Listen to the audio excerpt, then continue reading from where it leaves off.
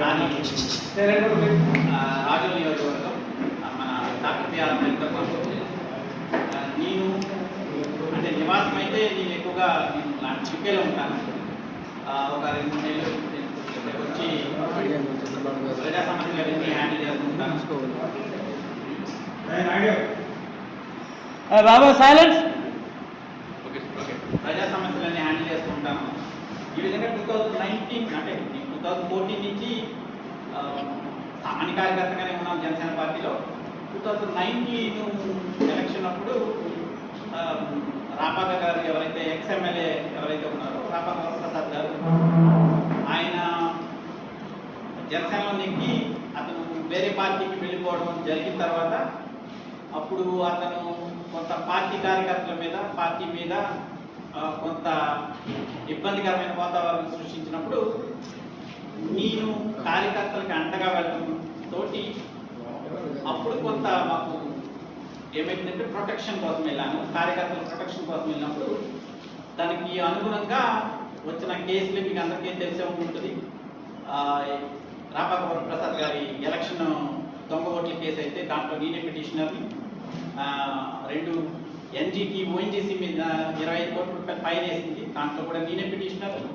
రాపాక గారు రోడ్డు ఒకటి ఇంట్లో వేసుకునే దానికి అదొక కేసు జరుగుతుంది, దానికి నేనే పిటిషనర్. అట్లాగా పర్యావరణం నాశనం జరుగుతుందని చెప్పి అక్కడ కూడా ఎన్జిటిలో నేనే పిటిషనర్. ఆ విధంగా మేము కార్యకర్తలు నడుపుకుంటూ ప్రాంతాన్ని ప్రొటెక్ట్ చేసుకుంటూ ప్రజలకి మేము సహాయకారిగా ఉంటూ వచ్చాను.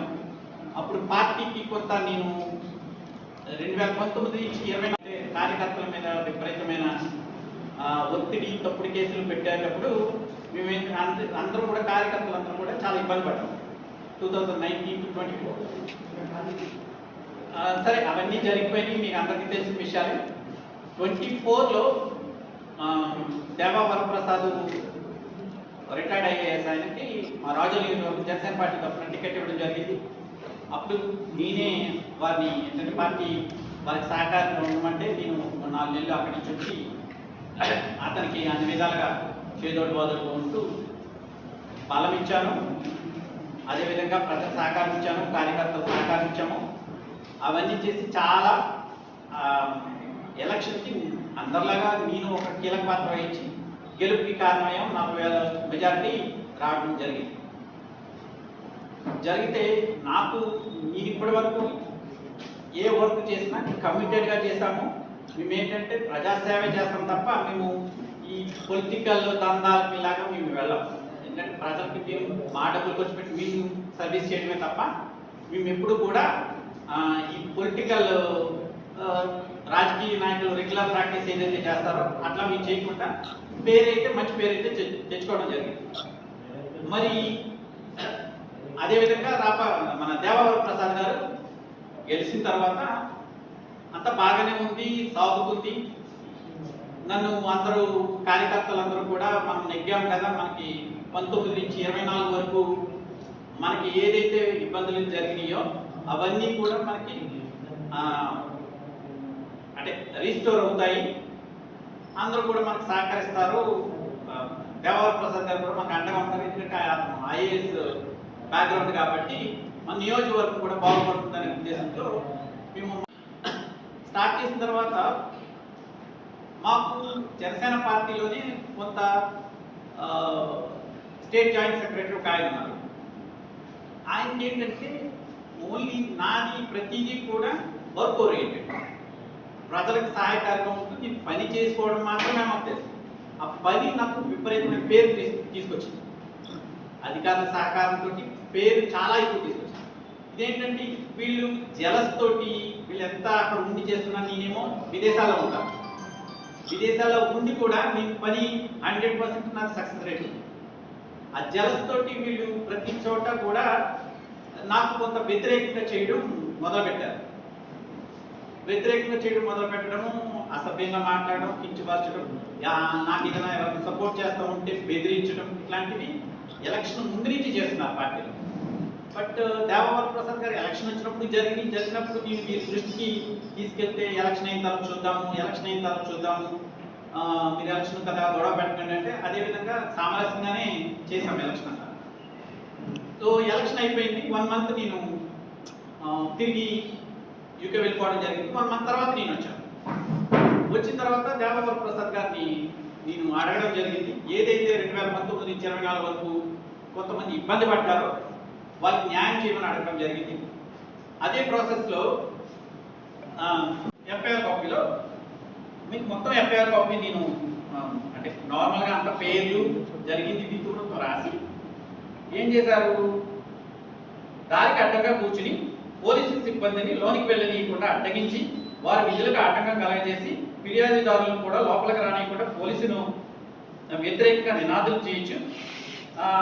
అమ్మవారి గుడిని నిర్మాణ కార్యక్రమం తన అనుచరులకు అప్పగించాలని, అట్లు చేయకపోతే ఇక్కడ నుండి కదిలే ప్రసక్తి లేదని అని ఉన్నారు. కావున స్టేషన్కి అడ్డంగా కూర్చుని పోలీసు విధులను ఆటంకపరిచి ఫిర్యాదుదారులను లోపలికి రానియకుండా అడ్డగించినందుకు పోలీస్ యాక్ట్ 30 అమల్లో ఉన్నందువల్ల ఏ విధమైన ముందస్తు అనుమతి తీసుకోకుండా ధర్నాకు కూర్చున్నందుకు తగు చర్యలు తీసుకోవాల్సిందిగా కోరుతున్నామని చెప్పి కానిస్టేబుల్ కంప్లైంట్ ఇచ్చారు. ఈ కానిస్టేబుల్ కంప్లైంట్ మీద ఇమీడియట్గా ఎఫ్ఐఆర్ వేశారు. ఒకటి నన్ను సెల్ఫ్ అరెస్ట్ చేసినందుకు ఒక ఎఫ్ఐఆర్ వేశారు. ఇదేంటండి ఇదేం ఎఫ్ఐఆర్ అని అంటే వెంటనే డిఎస్పీ గారు పిలిచారు. డిఎస్పీ గారు వచ్చారు. వచ్చిన తర్వాత లేదు లేదు మీ ఏదో జరిగిందో జరిగింది, మీరు ఏం అలా చేయొద్దు, మేము ఏదో చేసుకుంటాంలే అని చెప్పేసి అన్న తర్వాత ఇది August 25th, August 27th CID ఇద్దరు వచ్చి 41 నోటీస్ సర్వ్ చేయడానికి వచ్చారు. నాకు 41 సార్ ఎలా చేస్తారండి అంటే అప్పుడు ఎమ్మెల్యే గారు విజయవాడ వచ్చున్నారు. లేరు కదా, ఎమ్మెల్యే గారు ఇలా చెప్పారు డిఎస్పీ గారు ముందు మీరు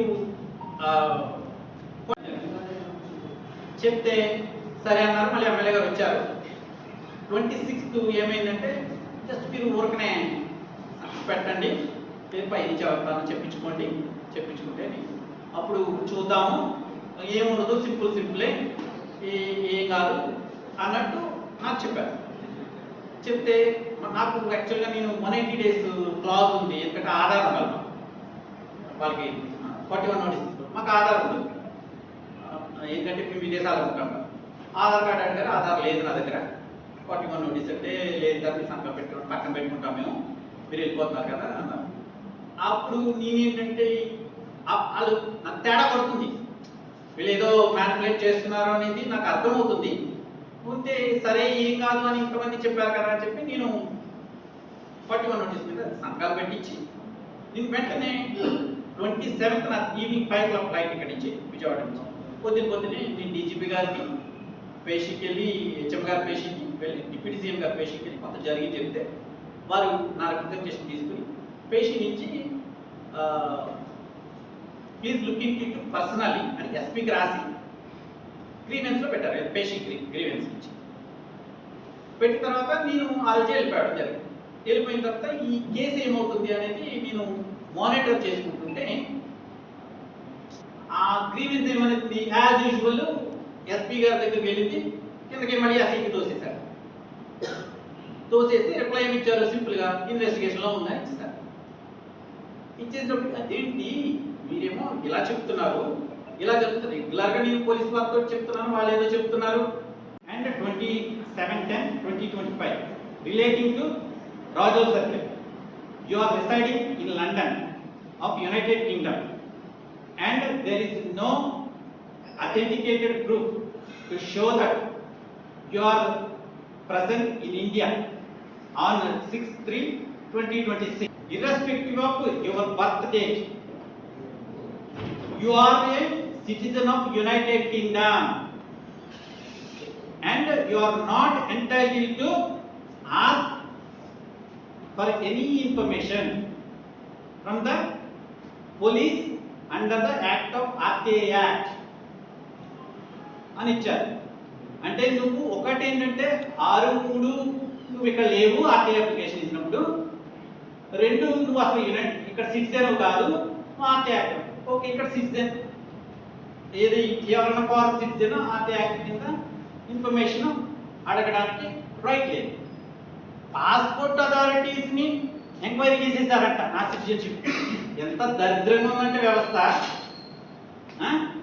నేను భారతీయ పౌరుడిని, నా పాస్పోర్ట్ ఇది. నాకెవడ యునైటెడ్ కింగ్డమ్ సిస్టమ్ ఇప్పించాడు. ఏ కావచ్చు చెప్పారు?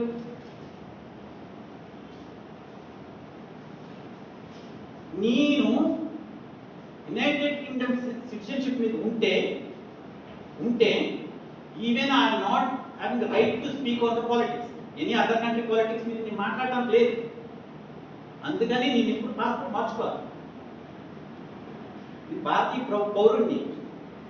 I have every right to ask anything in India. నేను రాజకీయాల్లో ఉన్నాను, నా ప్రాంతానికి ఇది చేస్తున్నాను, కేసులు ఇచ్చేస్తున్నాను. వీళ్ళు అంటే ఇన్ఫర్మేషన్ ఎంత బాగా పనిచేస్తుందో మీరు ఈ లెటర్ చూస్తారు.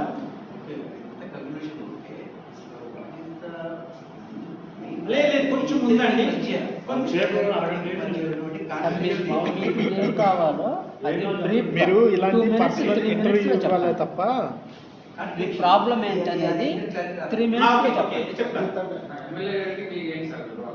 అదే ఏదైతే కాపాడుకోవాలని అనుకున్నామో వాటికి భిన్నంగా మొత్తం ఎమ్మెల్యే పనితీరు వెళ్తుంది. నియోజకవర్గంలో జనసేన పార్టీని ఇతను నాశనం చేసే తీసుకెళ్తున్నారు, వైసీపీని సపోర్ట్ చేసే విధంగా వెళ్తున్నారు. అది మాకు నచ్చడం లేదు. అతను ఇప్పటికన్నా పద్ధతి మార్చుకుని పార్టీకి అనుకూలంగా పార్టీ స్టాండ్ ప్రకారం చేసుకోగలిగితే సరే. పోలీసు వారి తీరైతే ఖచ్చితంగా సరి చేసుకోవాల్సిన అవసరం ఖచ్చితంగా ఉంది.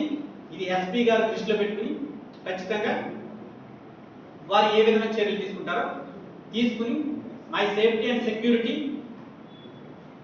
వారు సరి చూసుకోవాలి. లేదంటే కనుక నా మీద ఏమాత్రం దాడి జరుగుతుంది ఎస్పీది దేవవర ప్రసాద్ గారిదే బాధ్యత అవుతుంది. ఎందుకంటే ఇప్పుడు రెడీగా ఉన్నారు నా మీద అటాక్ చేయాలని చెప్పి రకరకాల ప్రయత్నాలు, రకరకాల నాకు ఫీడింగ్స్ వస్తున్నాయి. ఏదో రకంగా ఎక్కడో చోట. ఎందుకంటే వీళ్ళు దరిద్రులు ఏంటంటే ఏ పెళ్ళిళ్ళకి వెళ్ళి కూడా చూస్తున్నారు. ఏ పెళ్ళికి వస్తాడు, ఏ కార్యక్రమానికి వస్తాడు, అక్కడ ఇది చేద్దామనేది చూస్తున్నారు. ఎందుకంటే పెళ్ళిళ్ళకి పిలిచినప్పుడు పెద్ద తరానికి వెళ్ళిపోతాం తెలియకుండా. ఇట్లాంటివి కొంచెం పోలీసు వారు దృష్టి పెట్టి అక్కడ రాజుల పరిస్థితిని, పోలీసు పరిస్థితిని చక్కదిద్దాలి. లేదంటే కనుక ప్రీవియస్ గవర్నమెంట్లో ఏం జరిగిందో ఈ గవర్నమెంట్లో కూడా అదే జరుగుతుందని అనుకోవాల్సి వస్తుంది. ధన్యవాదాలు. ఏదైనా ప్రశ్నలు